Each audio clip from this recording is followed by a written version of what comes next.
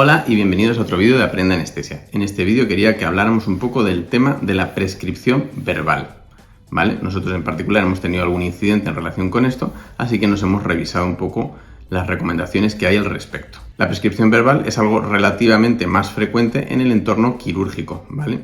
Porque pues a lo mejor tú estás lavado o un intensivista está lavado, está haciendo un procedimiento y le pide a alguien, ¿no?, que ponga una medicación, y como en ese momento él no puede prescribirlo en el ordenador, pues va a ser una prescripción verbal. Estamos sujetas a ellos, es algo con lo que hay que bregar. Y este tipo de prescripción, sin duda, se asocia a una mayor cantidad de errores, ¿vale? Porque puede ser que el que emite el mensaje, el prescriptor, pues es ambiguo o no se le entiende lo que habla, te da una prescripción incompleta o da por sentada cosas, y por su parte el que recibe el mensaje pues también puede haber oído mal, entendido mal o puede haber tenido dudas pero no las ha aclarado, etcétera, con lo cual acaba administrándose una medicación de alguna forma equivocada. Vamos a ver primero algunos de los ejemplos reportados para que tengamos claro a qué nos estamos enfrentando y cómo nos vamos a equivocar, y qué es por tanto lo que deberíamos evitar. Bien, el tipo más frecuente de errores va a tener que ver con la velocidad de administración o la dosis, ¿vale? Os voy a leer algún ejemplo reportado. Dice: un paciente que va a la sala del escáner y está muy agitado, pues requiere que venga un médico y una enfermera de la urgencia a sedarlo un poco para que le puedan hacer el escáner. Entonces el médico dice: ponle 2 mililitros de Dormicum. El médico en su mente está pensando en la ampolla de Dormicum que lleva 1 mililitro por mililitro, ¿vale? Pero en el escáner tienen ampollas de 15 miligramos en 3 mililitros, o sea que vienen 5 miligramos por mililitro.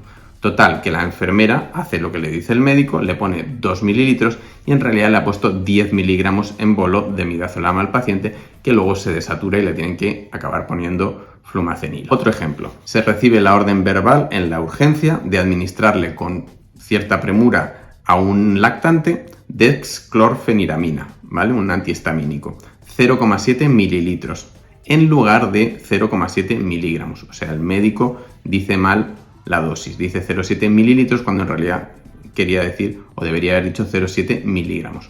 Con lo cual, la enfermera efectivamente administra 0,7 mililitros, que es lo que le han dicho, pero ese volumen en realidad lo que contiene son 3,5 miligramos. Al niño no le pasa nada en ese momento, pero al día siguiente, después de revisar lo que se le ha puesto al niño, se confirma que la dosis estaba equivocada. Tercer caso reportado: se prescribe verbalmente por el médico diazepam intravenoso por volumen, 2 mililitros en lugar de 2 miligramos. La enfermera pregunta para confirmar la dosis porque le parece muy alta y entonces se detecta el error, ¿vale? Este caso es muy parecido al primero que hemos leído, ¿verdad?, del escáner, pero en este caso a la enfermera le salta una alarma de que ella calcula los miligramos que está poniendo y le suena que esto es mucho. Luego tenemos las prescripciones que son poco claras o ambiguas o que involucran decimales, etc. En una unidad de cuidados intensivos pediátricos se prescribe verbalmente reiniciar la perfusión de midazolam a 0,03 miligramos kilo hora a un paciente tras la extubación porque estaba agitado.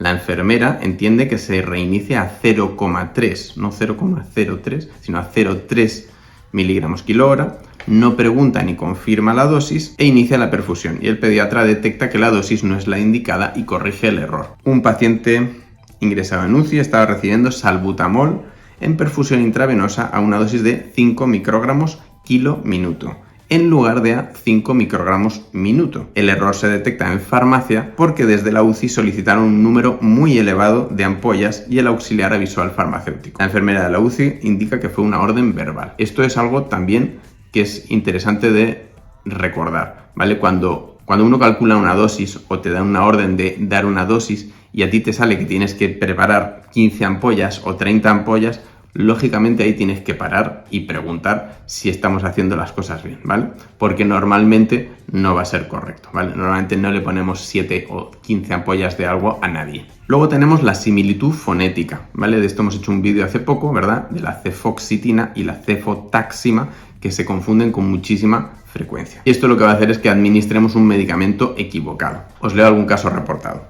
Una enfermera solicita urgentemente al servicio de farmacia sulfato de protamina tras recibir una orden verbal. Realmente el medicamento indicado era complejo protrombínico para un paciente en tratamiento con aceno humoral que precisaba ser intervenido de urgencias. El paciente recibió la protamina y se tuvo que retrasar la intervención. Otro caso reportado: en el curso de una asistencia de urgencia domiciliaria, se indica a la enfermera que administre una ampolla de metamizol, o sea, de nolotil. Durante el traslado al hospital, el paciente sufre una somnolencia intensa y progresiva con disminución del nivel de conciencia. Al recoger los restos de las ampollas administradas, se descubre que se han administrado 15 miligramos de midazolam en lugar de metamizol, ¿vale? Se revierte con flumacenilo. Otro problema que vamos a tener en las prescripciones verbales son las prescripciones incompletas, ¿vale? En que tú le dices, ponle 2 de mida, ¿no? Que eso seguro que lo habéis dicho. Os pongo algún ejemplo. En urgencias se da la orden de administrar adrenalina a un paciente con un cuadro de angioedema que no responde a tratamiento con desclorfeniramina y corticoides. No se especifica la vía de administración y se administra una ampolla de adrenalina de 1 miligramo por vía intravenosa, cosa que obviamente no es muy correcta. El paciente presenta un episodio transitorio de taquicardia, inquietud y malestar general. Otro caso sería, aquí se prescribe verbalmente la administración de diazepam intravenoso. No se especifica la dilución ni el tiempo de administración. La administración rápida provoca una sedación intensa al paciente que cedió en 40 minutos. Entonces, esto nos debe recordar que tenemos que tratar de ser, cuando hagamos estas prescripciones verbales, que se parezca lo más posible a cuando hacemos una prescripción en el ordenador, ¿no? En que te obliga a decir la dosis, te obliga a decir la vía de administración, el intervalo, etc. Otro posible error es cuando no transcribimos o transcribimos mal las órdenes verbales que se han dado. Os leo uno de los casos reportados. Mirad, un paciente está en urgencias y se le prescribe de forma verbal una dosis de digoxina intravenosa de 0,5 miligramos, seguida a las 2 horas de otra dosis de 0,25 miligramos. O sea, están digitalizando al paciente. Esto no se registra en la prescripción y al día siguiente otro médico le vuelve a prescribir la misma pauta de digitalización, porque como no estaba escrita, pues piensa que no está digitalizado y le repite la dosis. Veamos ahora cuáles son algunas de las recomendaciones para tratar de mitigar este problema, porque no vamos a poder evitar dar órdenes verbales, siempre va a haber esa posibilidad. Entonces tenemos que ser capaces de que cuando demos órdenes verbales o recibamos órdenes verbales, lo hagamos de forma lo más segura posible. Entonces, ¿cuáles son algunas de las recomendaciones para las instituciones sanitarias? ¿Vale? Primera, más importante siempre, limitar las órdenes y las prescripciones verbales. O sea, no debemos dar órdenes verbales salvo cuando sea imprescindible. O sea, si hay un médico de guardia que está en su casa localizado y tiene que gestionar un paciente por teléfono y no puede hacerlo con un ordenador remoto, pues entonces sí, vale, tendrá que hacer una prescripción telefónica, pero si no, si el médico está en el hospital, entonces lo que tiene que hacer es ir a un ordenador y prescribir a ese paciente en el ordenador.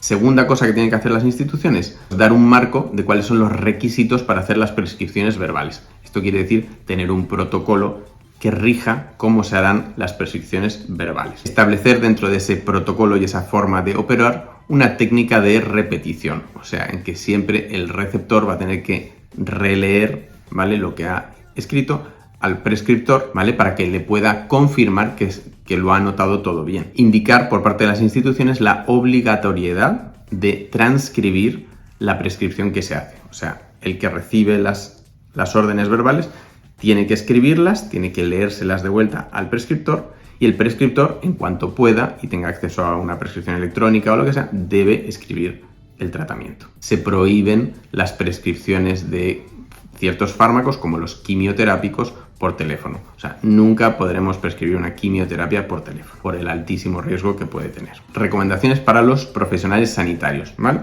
Entonces, para el prescriptor, el que va a dar las órdenes verbales, pues lo primero, confirmar la identidad del paciente y si tiene alergias. La enfermera va a mirar la prescripción porque ella sí la tiene delante y te confirma que el paciente no tiene registradas alergias. Segundo, la prescripción debe ser completa, lo que decíamos. Cuando tú le dictes las órdenes a alguien, tienes que pensar que estás en el ordenador y que tienes que dar toda la información, ¿vale? Es decir, qué fármaco es, por qué vía de administración se va a administrar, qué intervalo de dosificación tiene. Importante aquí, que cuando estés, es muy importante tener cuidado con todo lo que involucre comas, ¿vale? Entonces ya vas a dar alguna pauta con comas, tendrías que repetirla a lo mejor varias veces, ¿vale? Quiero que le pongan 0,01 tal, lo que sea. Ahora, si se puede prescribir sin comas, que esto lo hemos dicho muchas veces en los vídeos, ¿vale?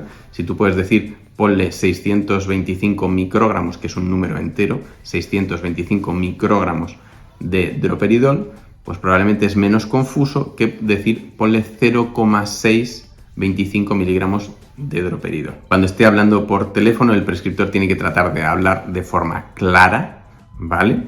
Despacio, claro, para que se entienda que está diciendo cefoxitina, ¿vale? Tienes que poner cefoxitina y a lo mejor incluso le dices no cefotaxima, ¿vale? Es cefoxitina. Siempre diremos las dosis en unidades de peso, ¿vale? Diremos ponle tantos miligramos, ponle tantos miliequivalentes, ponle tantos, pero no vamos a decir ponle tantos mililitros, ¿vale? O ponle una ampolla. Eso no debemos hacerlo, ya hemos visto que lleva a error, porque tú puedes estar pensando en un tipo de ampolla y puede que no sea la ampolla que tengan en esa unidad o que la hayan cambiado, etc. También recomiendan al prescriptor que siempre que dé órdenes verbales para prescribir fármacos en edad pediátrica, que aparte de decir la dosis, luego diga la dosis en miligramos por kilo. Esto no sé si lo dice para que la enfermera también pueda hacer su cálculo, ¿no? Y decir, pues me estás diciendo que le ponga 3 miligramos por kilo, pero por otro lado me has dicho que le ponga tantos miligramos y a mí no me cuadra. Y lo más importante de todo, por parte del prescriptor, es esperar a que la otra persona pueda transcribir lo que le has dicho